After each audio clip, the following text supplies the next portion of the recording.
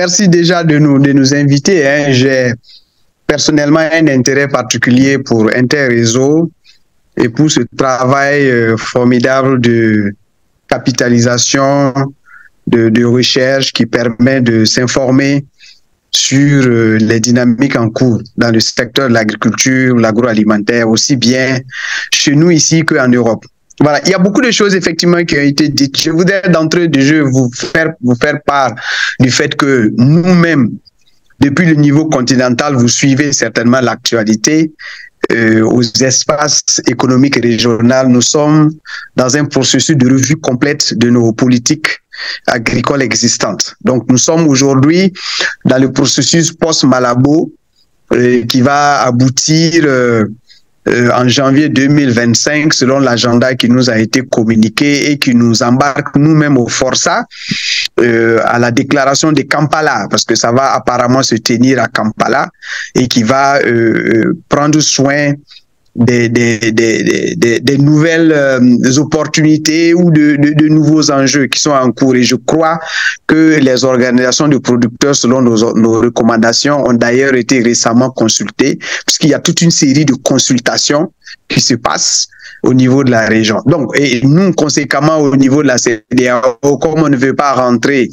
dans un cahier de charges à pas de charge, nous allons, sur la base de ce qui va être dit, récupérer tout ça et travailler aussi dans notre processus interne inclusif, itératif avec nos partenaires régionaux pour revisiter complètement la politique agricole telle que Sissoko l'a brillamment expliqué comment tout ça est venu, et tel qu'il a été adopté en 2005 et toutes les évolutions qu'elle a connues avec ses forces, ses faiblesses et éviter peut-être de copier-coller et peut-être nous réinventer pour redéfinir un peu un nouveau contrat social en matière de politique agricole et de sécurité alimentaire. À notre avis, on est même dans des enjeux de dire qu'il faut déconnecter la politique qui va venir sur des espaces politiques, mais de plutôt regarder sur des espaces économiques et géographiques. Peut-être on pourrait parler, ça c'est ce que nous posons sur la table, peut-être que les OP doivent se saisir de ça, si ça les interpelle, de politique de sécurité alimentaire au Sahel et en Afrique de l'Ouest. Du coup, tout le monde se comprend et tout le monde voit les enjeux, au lieu de regarder plutôt CEDEAO, de regarder plutôt IOMOA et ensuite de regarder plutôt SILS, où tout le monde fait pratiquement la même chose et on est en train de se marcher sur les pieds. Et on se comprend pas toujours. Et on se contredit parfois.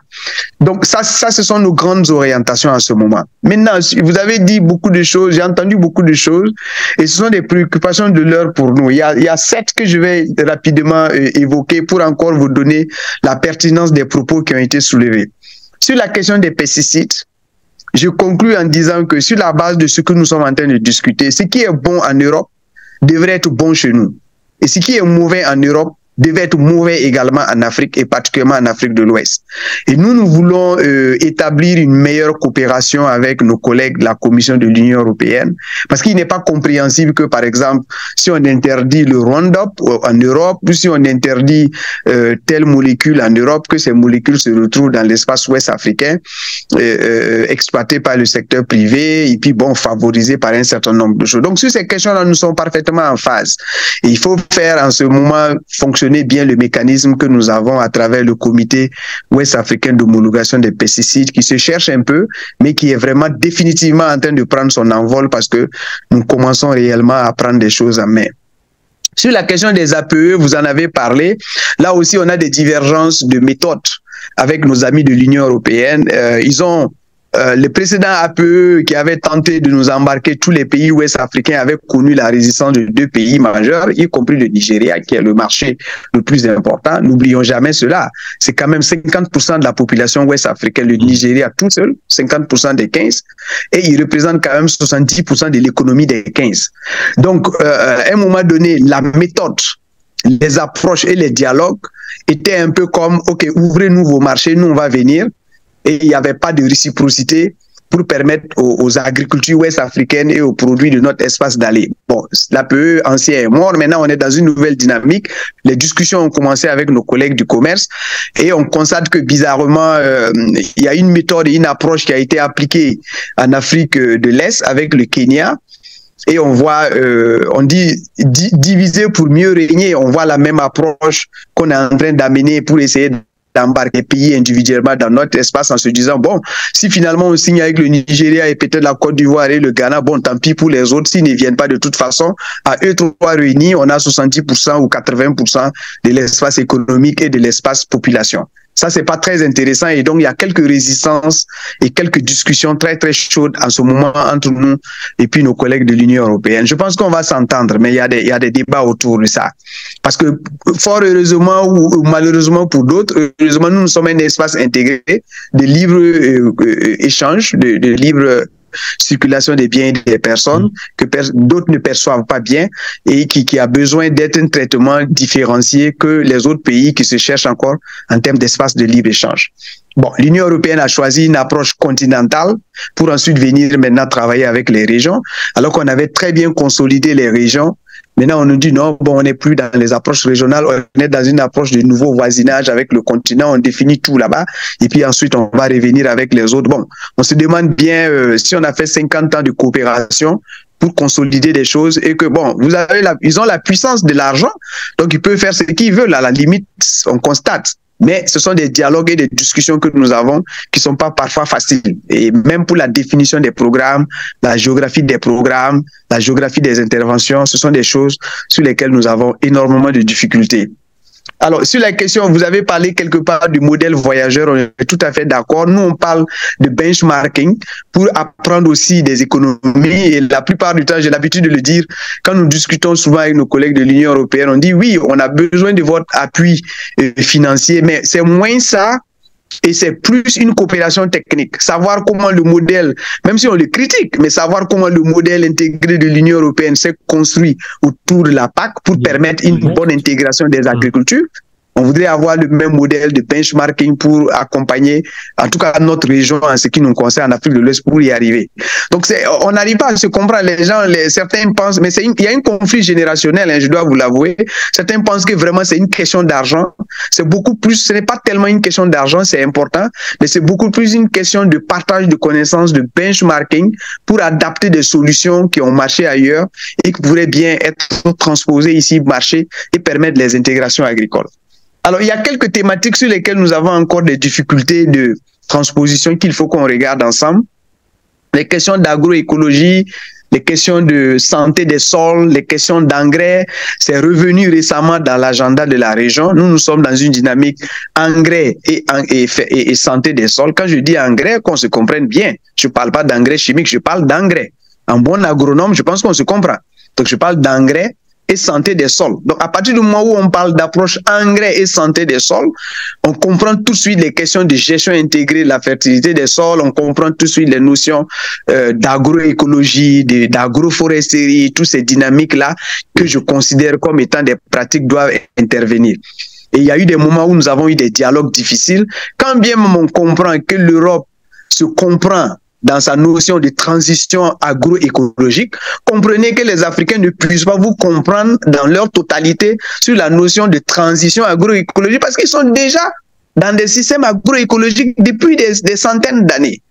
Les dynamiques de modernisation à tout casser de l'agriculture, d'hypermodernisation ont détruit des espaces ailleurs pour vous dire, bon, maintenant faisons la transition vers l'agroécologie, mais en Afrique de l'Ouest, en dehors des grands périmètres irrigués où effectivement vous pouvez constater la lessivation des sols, l'utilisation abusive des pesticides, des engrais, vous pouvez leur demander de faire la transition. Mais de façon générale, quand vous parlez de transition agroécologique, ça apparaît comme une notion abstraite pour beaucoup de gens. Donc on dit, réinventons nos codes et parlons d'agroécologie et allons-y dans cette dynamique. Malheureusement, la production intellectuelle vient toujours beaucoup plus de nos amis chercheurs de l'Occident et la production intellectuelle, par ailleurs, de nos chercheurs et de nos vulgarisateurs en Afrique de l'Ouest peine un peu à prendre le relais. Donc nous sommes vraiment dans la dynamique agroécologie, agriculture durable, engrais et santé des sols, etc., etc.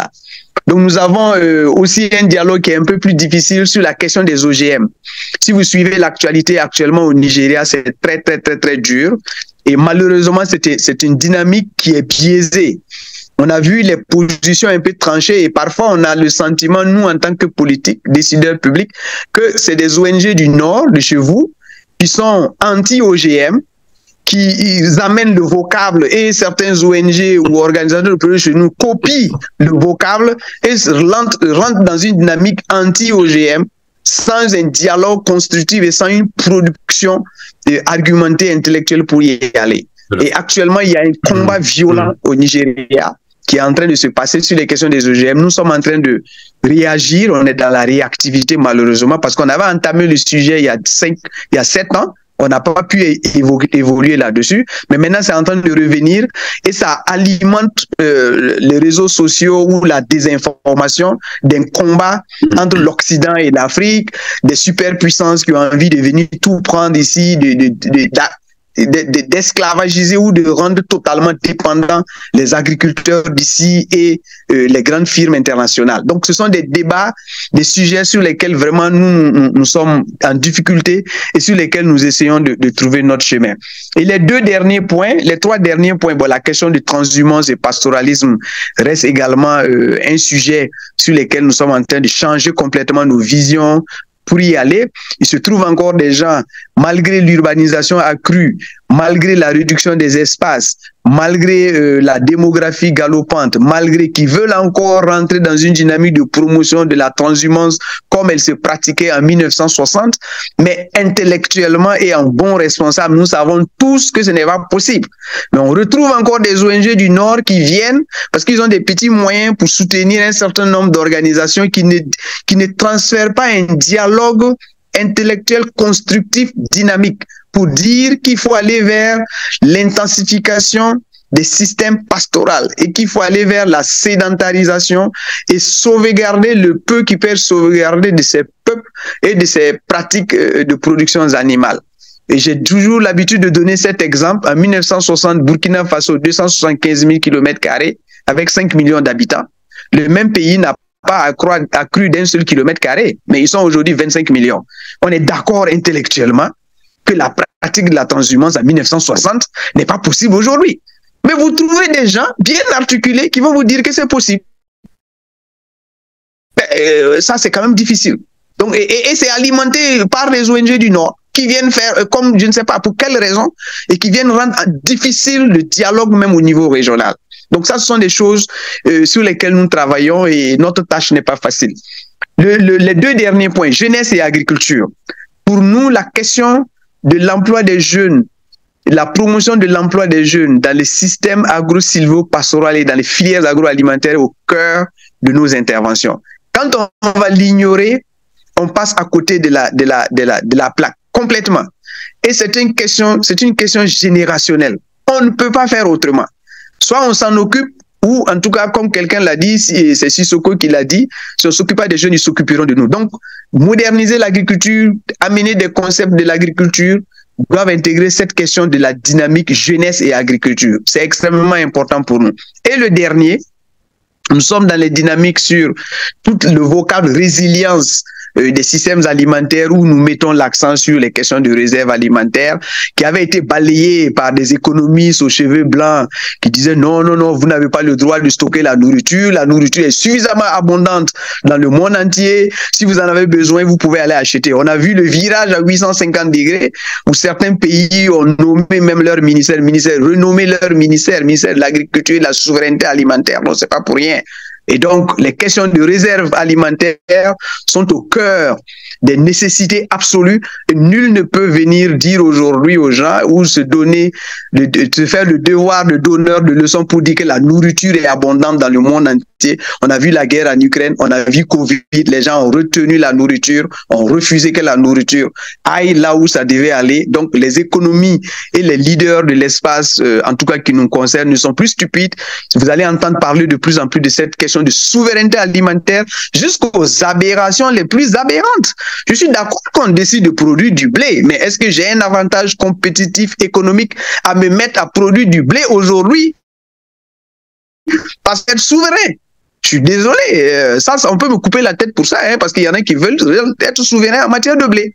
Est-ce que c'est économiquement rentable pour moi d'être souverain en matière de production de café cacao ou bien de devenir leader de café cacao à côté d'un autre pays qui le fait depuis 1000 ans?